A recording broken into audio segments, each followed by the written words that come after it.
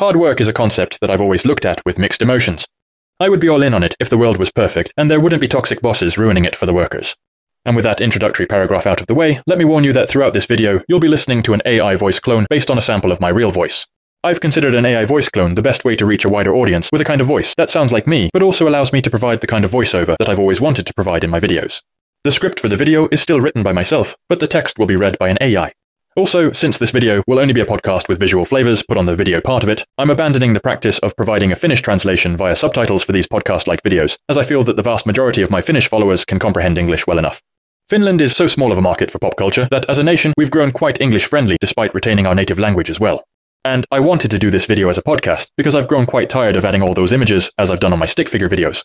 That phase alone takes multiple days and might not even add that much value, given that I also find myself listening to other videos in the background while driving around on BeamNG Drive.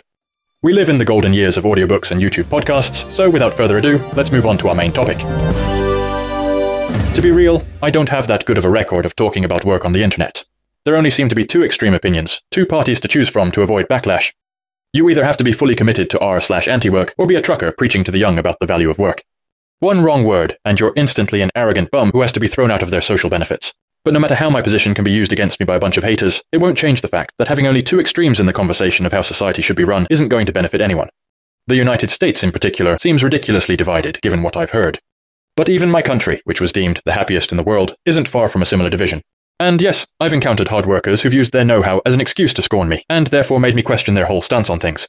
If you've only learned to push yourself to the edge of an emotional and a physiological breakdown, you might be willing to defend that characteristic to avoid the pain that comes with the notion that you might be burning yourself out. In other words, you might be telling yourself that everything's fine to avoid the hassle of whatever you'd need to do to recover. At this point, in case you're in a position where your livelihood depends on hard work, and you feel like you're burning out, you'll probably think that I'm just a no-good parasite sucking the blood of my country. All this despite the fact that the musicians you might like have probably had plenty of idling between their breakthrough songs. Overall, we really should reevaluate our views on idling, if you ask me. Despite having been a social benefit recipient ever since my first bank account, I think I've still had valid reasons for my choices over the years. Why do you think many people keep dreaming about the privilege of idling despite defending their hard work or applying for one? Could it be because we've ideologically cursed the very notion of idling to quote-unquote maximize our productivity? Could it be that powerful people have spread anti-idling ideas to make people evaluate themselves based on some measurable numbers in a system, rather than what they find meaningful on a personal level? Is it really worth it to work hard without even knowing how to manage your money? Have you really chosen to work a particular job or apply to one based on your own values, or were your choices for making someone else proud? No matter where you are in life, you are going to be face-to-face with questions like these at some point. As an autistic guy with autistic aspirations and interests, I've always doubted and questioned the ideological basis of pushing yourself to the limit on every single aspect of your life. I've been so overstressed and overwhelmed back in school that I've learned to question the ideological basis of our whole system early on. And no matter how capitalism might have served the common good compared to alternatives, it doesn't change the fact that there's so much more to life than work. The pressure for a change and conversations should become even clearer when we look at how expensive it is to feed a family. Across all westernized countries, we keep seeing the issue of never having enough quality time for our children, assuming that we're even having families today.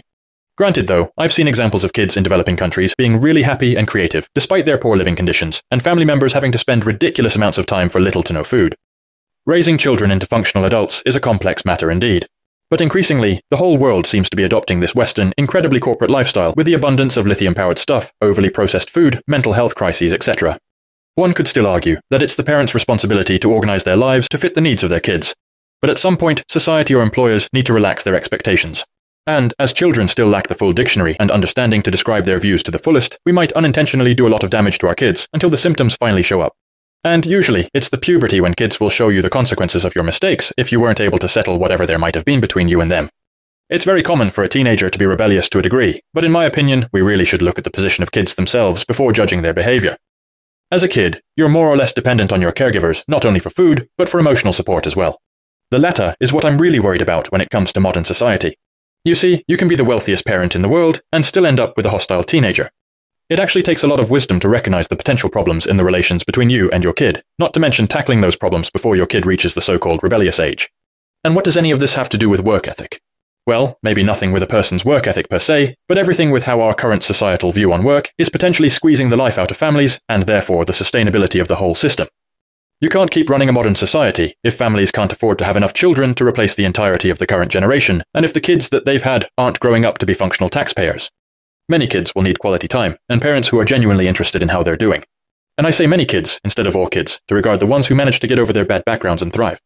Anyway, the best crime deterrent of all time is a parent who's mentally capable of being engaged with their kids' worries and eventual growing pains. But unfortunately, living costs have become so expensive that in general, just getting food to the table and a roof on everyone's head is consuming all the energy that kids would desperately need from caring adults. And consequently, parents are resorting to easy solutions like smart devices, threatening their kids' overall development and therefore the future of the whole society. If we were nothing but light beams in a metaphorical network of fiber cables, I would see no issue in how we're approaching the human aspects of the economy and work. But as none of us are built the same, it makes the whole global economy seem like an unoptimized video game running at 5 frames per second on a supercomputer. Not that I knew much about coding, but that's what comes to my mind when thinking about the human aspect of the current economy. It's based on human beings burning themselves out for shoddy wages, overworked human beings projecting their anger on the unemployed, and powerful people rigging the system to their advantage. And thus, I can't imagine myself working a normal job, unless the alternatives are taken out. Don't get me wrong though, you'll have my full respect if you still manage to get a job that makes you happy, after going through a deep dive into the ideological basis of the economy. But so many of the hard workers, according to my experience, only seem to operate based on ideas that wouldn't stand up to deeper scrutiny. Sure, our goods might be moving around the world by the actions of people who haven't thought about their choices too deeply, but in the end, you have to choose between making money at the cost of your well-being and balancing all the aspects of your life to keep it sustainable. And one of the reasons why I'm approaching the whole theme from this direction is that my needs differ vastly from what society is offering, for the most part. As an autistic person, I would prefer a safe environment where I could learn how to form and keep relationships, not just the romantic ones. My approach to social interactions, a no-brainer for people who don't have autism, is very pragmatic. If I could become younger, I'd go to a school where they'd hand you a book on social skills, rather than just history, math, or religion.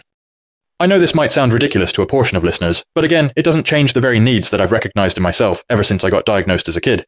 And consequently, the obvious benefits of capitalism won't erase its flaws, assuming that some societal issues can be blamed on it. Are we really between a rock and a hard place in this? Is the current form of capitalism the only possible way, or are there more sustainable alternatives that are being hidden from us? And no, I really don't believe in the Venezuelan way of tackling the flaws of capitalism. You still have to have an environment that companies are willing to invest in, so that your country can function at all. Overall, if I were the Prime Minister of my country, I'd look for ways to fund a more relaxed work culture by trying to brand our country as something of value. But then there's the challenge of our northern location, which comes with short summers and long winters. Or if you want a more honest view of it, 9 months of dark autumn with blips of actual winter, and 3 months of inconsistent summer with days of scorching heat. Finland's population is also quite sparse, leading to long distances between places and a need for a car, as most of our public transportation is in southern Finland and the country's capital. Also, our standard for indoor temperatures is quite generous from the international perspective, leading to expensive heating costs. On top of all that, we really don't have that many tourist attractions except Lapland and the home of Santa Claus. We still haven't found a replacement for Nokia, a well-known cell phone company that used to be our pride and biggest breadwinner.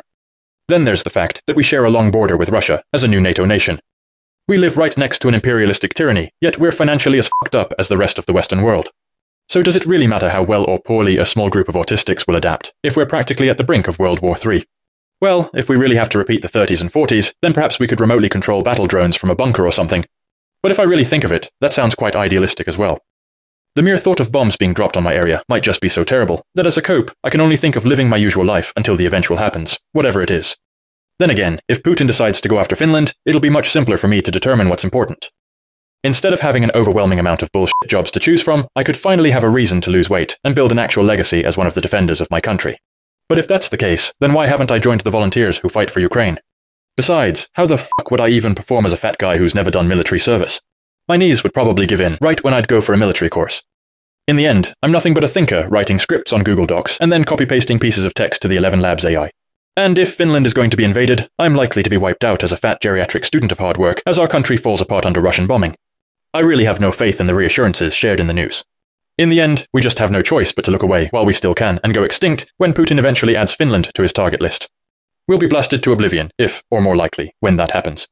The last generation of Finns who actually fought the Russians were my grandparents. Over the decades since our last conflicts with Russia, we have been quite vigilant to a degree of including air raid shelters in our apartment buildings. But we've also been fooled by our eastern neighbor when Putin was still pretending to democratize his country. And as a result of the gullibility of some of our politicians, we have a dangerous amount of Russian-owned properties on our soil. So if and when Putin or his follower decides to f*** with us, we're done for. So in case this remains as the last video of my channel for a year or more, you can be quite sure that Finland got invaded. Or that I've found another, more rewarding interest to be obsessed with compared to YouTube. Nevertheless, work is only worth it when it checks all the boxes. Or if there's any way out of a bullshit job without breaking your bank, then go for it. My main advantage has been my interest in spreadsheet calculations, which has enabled me to be super precise about my finances to this day. And trust me, it'll help a lot if you've previously had trouble keeping up with your expenses.